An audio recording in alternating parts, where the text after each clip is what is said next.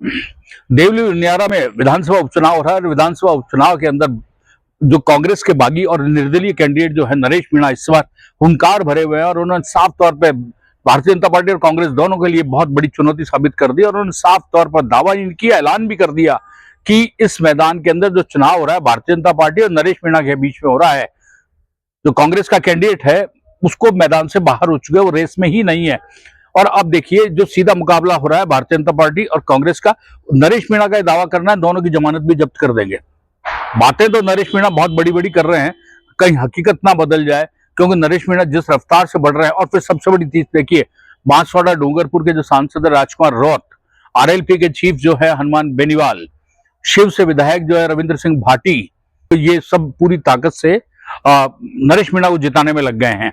अब कितना इनके वोटों का असर होता है, लेकिन नरेश मीणा को जो विश्वास अभी नजर आ रहा है उसके अंदर नरेश मीणा अपनी जीत को कंफर्म मान रहे हैं और यहां तक भी कह रहे हैं वो कि बीजेपी और कांग्रेस दोनों के कैंडिडेट्स की जमानत जब्त कराएंगे।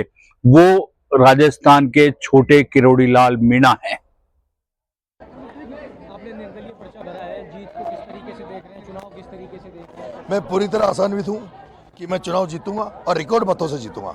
जिस तरह सर्व समाज का मुझे आशीर्वाद मिल रहा है और युवा शक्ति, छात्र शक्ति, युवा शक्ति ने ठान लिया है कि इस बार तो हमें हर हालत में हमारे भाई को विधानसभा में भेजना है। आप बीजेपी और कांग्रेस दोनों के उम्मीदवारों का आपने निर्दलीय पर्चा भरा है, जीत को किस तरीके से देख रहे हैं, चुनाव किस तरीके से देख रहे हैं? मैं पूरी तरह आशान्वित हूँ कि मैं चुनाव जीतूंगा और रिकॉर्ड मतों से जीतूंगा।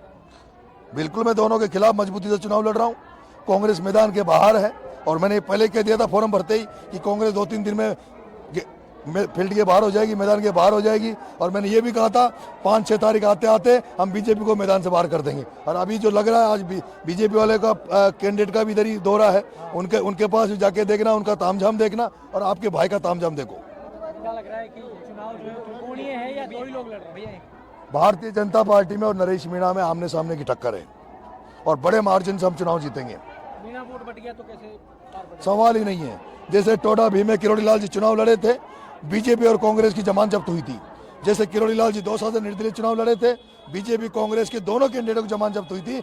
उसी तरह से यहाँ ये वोट बटने वाला नहीं है। और केवल मैं मीणा समाज के वोटों की दम पर चुनाव नहीं लड़ रहा, मैं यहाँ युवाओं की दम पर चुनाव लड़ रहा हूँ, मैं युवा शक्ति की दम पर चुनाव लड़ रहा हूँ, मैं छात्र शक्ति की दम पर चुनाव लड़ रहा हूँ, मैं मुद्दों की राजनीति पर चुनाव लड़ रहा हूँ, मैं यहाँ के डर्रे की राजनीति को हटाने के नाम पर चुनाव लड़ रहा हूँ। मैं एक नई राजनीति को लेकर यहाँ इनके बीच में आया हूँ। बहुत उत्साह है देवली उनियारा में। जिस तरह के इन्होंने अब तक प्रत्याशी देखे, जिस तरह कैंडिडेट देखे, जिस तरह का उनकी कार्यशैली देखी है, जिस तरह का उनका नेचर देखा है, उसके खिलाफ यहाँ जनता जनार्दन नरेश मीणा को वोट देगी। यहाँ अब तक जातीय समीकरणों के आधार पर वोटिंग हुई है, जातियों को देख के वोट पड़ा है। पहली बार यहाँ का युवा, यहाँ का छात्र, यहाँ का शहर में बेटा व्यापारी ये देख रहा है कि कोई नया लड़का आया जो मेहनत कर रहा है, जिसकी आवाज़ में दम है, जिसके आवाज़ में जुनून है, जोश है, जो कुछ करने की लालसा रखता है, जिसको कुछ करने का मनसा है, उस व्यक्ति को वो लोग समर्थन देंगे। मुझे लग रहा है, कल मैं देवली शहर में गया था, वहाँ जिस तरह का व्यापारियों का, वहाँ के लोगों का मुझे जो आश्वासन मिला, जिस तरह का आशीर्वाद मिला, उससे तय है कि हम बीजेपी को बड़े मार्जिन से हराएंगे। किस तरीके से काया पलट हो जाएगी इस जगह की अगर आप जीत गए तो? देखिए, अब 4-5 चीजें मेन है। एक तो यहाँ बजरी का बड़ा मामला है, बजरी का यहाँ करोड़ों रुपए का मामला है और सारे नेता बजरी माफिया से मिले हुए हैं। सब लोग कालाबाजारी करते हैं, उसमें बजरी में पैसा कमाते हैं। यहाँ के बजरी माफियाओं के डंपर भर भर के दिल्ली बम्बई तक जाते हैं, जेसीबी चल रही है, एलएनटी चल रही है। यहाँ के आम किसान को, आम व्यक्ति को एक मकान बनाने के लिए एक टोली बजरी भी अगर वो निकाल के लाता है तो उसको पुलिस चालान कर देती है, पुलिस रोक लेती है, ट्रैक्टर को जब्त कर लेती है। पहला तो मेरा यहाँ की जनता से ये है, ये जो बजरी है, ये बनास की जो बजरी है, इसमें पहला अधिकार देवली उनियारा की जनता का है।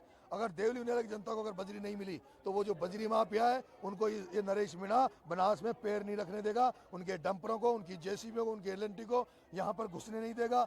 दूसरा एक बड़ी समस्या जो मेरे सामने आ रही है वो ये कि बिशलपुर का पानी, शुद्ध पेयजल पानी जब जयपुर पहुंच सकता है, अजमेर पहुंच सकता है, और यहाँ पर पूरा जो देवली उनियारा का क्षेत्र है उसमें कई गांव ऐसे हैं जो अभी तक प्यास से मर रहे हैं, उनके यहाँ गाँव में शुद्ध पेयजल नहीं है, उनके लिए पेयजल दिलवाऊंगा।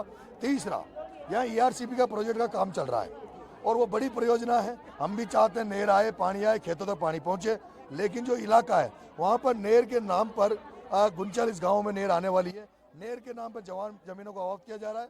मकानों को तोड़ा जा रहा है, पेड़ों को काटा जा रहा है और मुआवजा दिया नहीं जा रहा है। आश्वासन दिया जा रहा है कि हम ये बनने के बाद हम आपको मुआवजा देंगे, लेकिन ये संशय और वहाँ धोखा हुआ है। बनेठा के एरिया में लोगों के साथ वहाँ कई दिनों से वहाँ धरने चल रहे हैं कि हमें पहले मुआवजा दिया जाए, उचित मुआवजा दिया जाए। मैं उनसे भी मिलने गया था, उनको आश्वस्त करके आया था कि अगर नरेश मीणा यहाँ से विधायक बनता है तो इन सारी समस्याओं को लेकर नरेश मीणा विधानसभा में भी आवाज को बुलंद करेगा और जरूरत पड़ी तो नरेश मीणा इन सब लोगों को लेकर सड़कों पर उतरेगा। एक मैंने सबसे बड़ी बात मैं हर जगह ही कह रहा हूँ, अगर नरेश मीणा एमएलए बना तो जो एक ऑफिशियल जो भ्रष्टाचार यहाँ फैला हुआ है, चाहे वो थाने में लो, चाहे तहसील में लो, चाहे पटवार घर में लो, चाहे बिजली घर में लो, इन जगह 4 जगह मैंने जो आप चिन्हित करी है, बिजली घर, थाना, तहसील, पटवार घर, इन जगह पर विशेष रूप से भ्रष्टाचार व्यापक है। बिना थाने में पैसे दिए काम नहीं होता, बिना बिजली घर में पैसे दिए काम नहीं होता, बिना पटवार के नकल जमाबंदी लेने जाते तो बिना पैसे दिए काम नहीं होते। अगर नरेश मीणा बना तो यहाँ भ्रष्ट अधिकारी पहली बात तो नौकरी करने नहीं आएगा। यहाँ भ्रष्ट अधिकारी देवली मीणा में अगर नरेश मीणा एमएलए बन गया तो पहली बात तो नौकरी करने नहीं आएगा। यहाँ वही नौकरी करेगा जो नरेश मीणा की तरह ईमानदार होगा, जो जन सेवा की भावना से नौकरी करना चाहेगा, वही यहाँ नौकरी करेगा। अगर कोई भ्रष्टाचारी अधिकारी कितना ही बड़ा हो, वो अगर देवली मीणा में आ गया और मुझे ये पता लग गया कि उसने किसी से रिश्वत ली है, कोई सबूत मुझे मिल गया, तो उसका काला मुंह करके गधे में बिठा के पूरे देवली मीणा में उसकी बंदूरी निकाल दूंगा। भ्रष्टाचार के खिलाफ सबसे बड़ी मेरी मुहिम रहेगी। भ्रष्टाचार को जड़ से उखाड़ फेंकने का काम नरेश मीणा यहाँ देवली मीणा में करेगा।